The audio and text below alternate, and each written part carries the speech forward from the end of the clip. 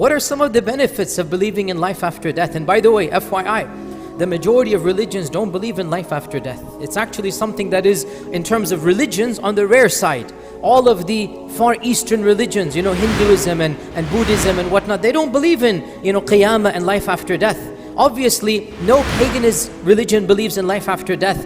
And even the modern, Jewish trend and faith, by and large, they don't really believe in Hisab and Qiyamah the way that the rest of, religions do. Really, it's only two main faiths, Christianity and Islam, that believe in the types of resurrections that we are familiar with. Of course, put together, that makes more than 50% of mankind. But in terms of religions, it's really only the Abrahamic religions, and even amongst them, for some reason, the Jewish faith has kind of withdrawn from this, and they are questioning whether there is, there isn't. It's not really in their main priority. So this is therefore even more important, that when we talk about Islam, preach Islam, we bring up this fundamental Quranic concept of life after death. What are some of the benefits, the thamarat, the fruits of believing in life after death? Point number one, when you believe in life after death, all of a sudden your life attains meaning. There is a reason for you to live. There's a reason for you to accomplish. There's a motivation for you to get up in the morning and do something. Can you imagine if there was no life after death? Can you imagine if there is no higher purpose to life? I mean, atheists who don't even believe in a God, much less afterlife. There is no God, there is no Qiyamah. What is the purpose of living? For them, the entire existence is accidental. It is literally as if randomly a bunch of atoms have come together for a fleeting millisecond in the grand scale of things, only to be extinguished, consciousness gone forever once you die. What is the meaning of life then? What is the purpose of living? And even if they want to live, why accomplish something during your life if you don't believe in an afterlife? And that's why Allah subhanahu wa ta'ala reminds us, أَيَحْسَبُ الْإِنسَانُ أَن يُتْرَكَ سُدًى أَمْ حَسِبْتُمْ أَنَّمَا خَلَقْنَاكُمْ عَبَثًا. Did you think we created you for no reason? There's no akhirah, there's no jannah and nar. Did you think life was a joke? Allah subhanahu wa ta'ala says, وَهُوَ الَّذِي يَبْدَأُ الْخَلْقَ ثُمَّ يُعِيدُهُ. He created you the first time, He's going to recreate you all over again. One of the most fundamental questions of life is, why is there life? And if you don't have an answer to this question, if you don't answer this question, then the rest of your life becomes meaningless. And you have to discover a reason for life that is not fulfilling, it's not satisfying. But when you know why you are created, when you know that this life is a stepping stone to the next life, all of a sudden you have a sense of higher purpose, a sense of nobility, a sense of motivation. Allah created me for a goal, for a wisdom. Can you imagine not having this? And every single human being, without exception, at some point in their lives, they wonder, what shall happen after death?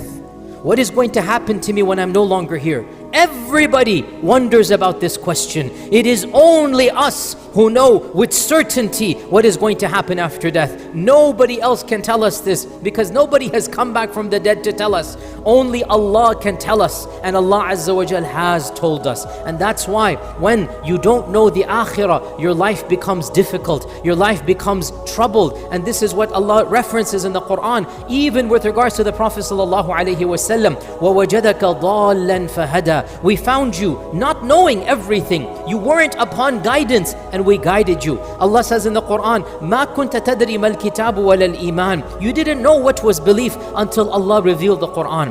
You see, logically, rationally, you can deduce the existence of God. Even rationally, you can deduce the existence of God. But rationally, you cannot deduce the Day of Judgment. Rationally, you cannot think about a life after death. This must be told to you from ghaibiyat, from iman bil ghaib. And that is why the Quran is so adamant. It wants to keep on telling you, because the only way to know there's life after death is because the creator of life and death has told you there's life after death. Otherwise, you would never know that there's life after death. So the Quran makes it a central pillar of its message, its theology, to know the purpose of life. Point number two, when you believe in Hisab, when you believe in Qiyamah, when you believe in life after death, all of a sudden you will live a life of a better standard, higher self-discipline. Your ethics, your interactions, your moral compass, your sense of accountability will be at an all-time high. And that is because when you don't believe in a hereafter, when you have no higher purpose, well then, for how long will you be motivated to be righteous? For how long will you live ethical lives? The minute that you might do something that is unethical and get away with it, for you, if you have no higher purpose, you will go ahead and do this. But when you believe in an akhirah, when you believe that everything you do is going to come back to haunt you, when you believe your status in the hereafter is going to be judged by your status in this life, all of a sudden, your standard of ethical living, your morality, your honesty, you're avoiding evils, you're avoiding injustice, you're living ethical lives, it will be at an all-time high. And can you imagine if every human being remembered that I have to answer for what I do? How will society change? Belief in an akhirah actually brings about a reduction in the sins of society. Belief in an akhirah reduces many problems that are rampant in societies that don't believe in an akhirah. When you believe in an akhirah, generosity goes up, helping the poor goes up, crime should go down. All of this is causally related, because when you have to answer to Allah subhanahu wa ta'ala, automatically you have a personal, internal conscience. When nobody's watching you, you know Allah is going to call you to Hisab. So you live a pure and better life. And that's why we are constantly reminded that you're going to be asked about what you have done. لَتُسْأَلُنَّ يَوْمَئِذٍ. You're going to be asked about what you have done. Our Prophet ﷺ said, every one of you is a shepherd, and every one of you is going to have to account for his flock. Every one of you is a shepherd. You're going to have to account for your flock. Our Prophet ﷺ said, on the day of judgment, your 2 feet will not move until you are asked about your time, your wealth, your health, what you did with what Allah has blessed you with. You know there is a hisab. A person will have to have account, and that's why we call it a hisab. If you know the IRS is coming for you, you're going to make sure you do your taxes 100%. Well then, we know Allah is going to have a hisab. We're going to make sure we live better lives. Therefore, one of the main benefits, one of the main perks of believing in an akhirah is that automatically the quality of your life in terms of morality, in terms of even societal standards, is going to increase. The third benefit of believing in an akhirah is that when you believe in life after death, it brings a sense of optimism in difficult times. It brings a sense of the light is at the end of the tunnel, no matter how dark the tunnel is. No matter how difficult life is today, tomorrow it's going to be better.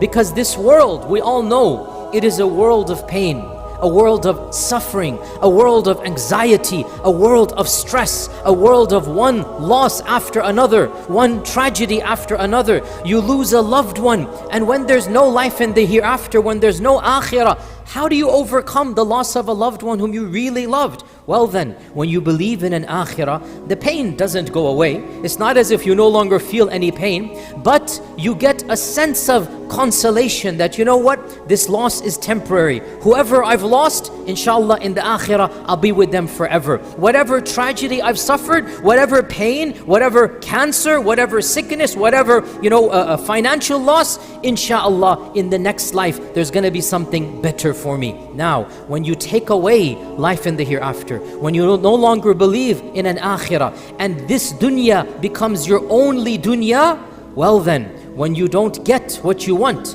when pain and suffering comes, you have no mechanism to cope with that pain and suffering. And therefore, depression, suicide, all of this is going to be on the rise when you don't believe in an akhirah. And that's exactly what we see in the world around us.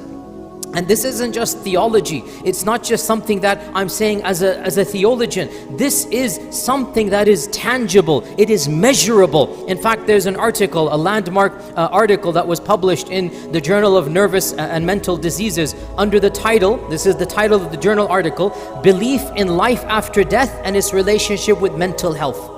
And in this survey, in this, it's a proper academic article, a number of scientists, psychiatrists, sociologists studied the lives of over 1,500 people in this country. Over 1,500 people were studied and surveyed. Correlation between Iman and Akhirah, whether they're Muslim or Christian, and between quality of life.